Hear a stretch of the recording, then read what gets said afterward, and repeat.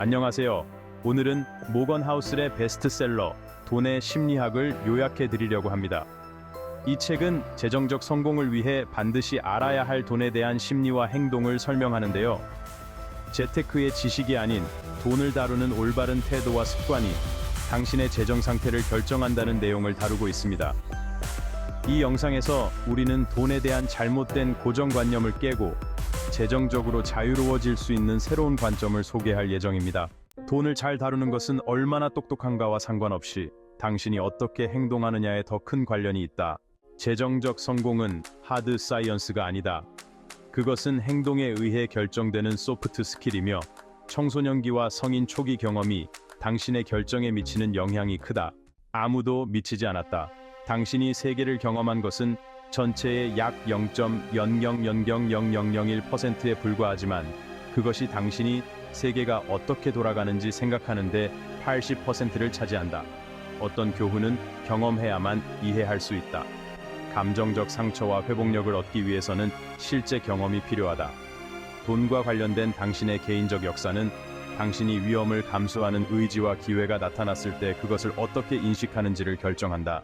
나의 생각, 내가 세상을 인식하는 방식과 기회가 나타났을 때 그것을 바라보는 관점을 유지하도록 상기시켜준다. 나의 인식이 다른 사람들에게는 진실이 아닐 수 있다는 것을 깨닫고 내 인식이 틀릴 수도 있으므로 추가적인 정보와 증거를 찾아야 한다는 생각을 갖게 된다. 어디까지가 행운이고 어디부터가 리스크일까? 운과 위험은 형제와 같다. 인생의 모든 결과는 이러한 두 힘에 의해 좌우된다. 모든 성공이 노력의 결과는 아니며 모든 빈곤이 게으름 때문만은 아니다. 때로는 운이 우리를 성공으로 이끌고 때로는 위험이 우리를 실패로 이끈다. 자신과 타인을 판단할 때 이를 명심하라. 빌 게이츠는 컴퓨터가 있던 학교에 다닌 덕분에 큰 행운을 얻었다. 그의 절친은 컴퓨터에 능숙했지만 청소년 시절 사고로 사망했다. 두 사람의 결과는 운과 위험으로 인해 완전히 달라졌다. 영감을 주는 대담함과 무모한 위험 감수의 경계는 매우 얇고 이는 뒤돌아봐야만 알 수 있다. 인생의 여정에서 우리는 종종 이 두 가지를 혼동한다. 결국 우리의 선택과 그 결과는 운과 위험의 미묘한 춤 속에서 형성된다. 나의 생각, 핵심 교훈은 특정 개인의 접근 방식에 너무 집중하지 말라는 것이다. 그들이 단순히 운이 좋았을 수도 있다. 대신 더 많은 사람들에게 검증된 넓은 원칙과 접근 방식을 중시해야 한다. 예를 들어 워런 버핏처럼 투자하려고 하지 말고 상위 20명의 투자자들처럼 투자하라. 결코 채워지지 않는 것, 당신에게 중요한 것을 중요하지 않은 것과 맞바꾸지 말라. 예를 들어 10달러를 더 벌기 위해 100달러를 잃을 위험을 감수하지 말라. 끝없는 부족감은 계속해서 목표를 바꾸게 만들고 당신이 현재 가진 것에 대한 만족감을 줄일 수 있다. 아무리 큰 이익이라도 감수할 가치가 없는 위험이 있다. 주변 사람들보다 적더라도 당신이 충분히 가졌음을 받아들여라. 나의 생각, 계속해서 더 많은 것을 원하고 현재 가진 것에 만족하지 못하게 되는 함정을 인식하는 것이 흥미롭다.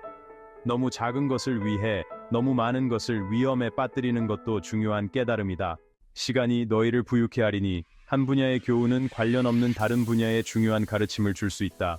워런 버핏과 같은 결과를 내기 위해서는 10살 때부터 투자했어야 한다. 그의 기술은 투자였지만 그의 비밀은 시간과 복리였다. 좋은 투자는 좋은 수익을 얻는 것이 아니라 오랜 기간 동안 반복할 수 있는 수익을 얻어 복리가 폭발적으로 작용할 수 있도록 하는 것이다. 나의 생각, 내 인생의 전반기에 재정적 문해력이 부족했던 것이 복리의 효과를 최대한 누리지 못하게 했다는 사실이 다소 아쉽다. 하지만 사람들은 어떻게 부를 축적하는지 이해하는 것이 여전히 가치가 있으며 이 지식을 나도 내 자녀에게 전하고 내가 할 수 있는 한 복리의 효과를 최대한 활용해야 한다는 생각이 든다. 워런 버핏이 여전히 오래된 차를 타고 같은 집에 사는 이유도 바로 그가 돈을 계속 굴리고 싶기 때문이다. 부자가 될 것인가? 부자로 남을 것인가? 이는 단순한 질문이지만 그 답은 매우 복잡합니다. 너무 많은 것을 잃을 위험을 감수하면서까지 얻는 대부분의 이익은 그만한 가치가 없다. 단기적인 이익을 쫓다가 장기적인 손실을 초래할 수 있습니다. 장기간 생존할 수 있는 능력, 즉 무너지거나 포기하지 않고 버티는 능력이 가장 큰 차이를 만든다. 이는 단순한 재정적 생존을 넘어 지속 가능한 성공을 의미합니다. 이것은 투자, 경력, 사업에서 전략의 핵심이 되어야 한다. 장기적인 관점에서의 계획과 실행이 중요합니다. 워런 버핏이 절대 하지 않은 것을 배워라. 과도한 빚을 지지 않았다. 그는 항상 신중한 재정 관리를 강조했습니다. 겪은 14번의 경기 침체 중 한 번도 공황 매도를 하지 않았다. 이는 그의 인내심과 장기적인 시각을 보여줍니다. 사업 명성을 위험에 빠뜨리며 무리한 지름길을 선택하지 않았다. 명성은 한 번 잃으면 되찾기 어렵기 때문입니다. 하나의 세계관이나 신념에 매달리지 않았다. 변화하는 환경에 유연하게 대응하는 것이 중요합니다. 돈 결정에 타인에게 의존하지 않았다.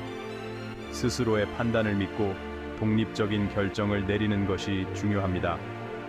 무리하지 않았고 그만두거나 은퇴하지 않았다. 꾸준함과 인내가 성공의 열쇠입니다. 생존 마인드를 가져라. 큰 이익을 추구하기보다는 재정적으로 무너지지 않는 것이 더 중요하다.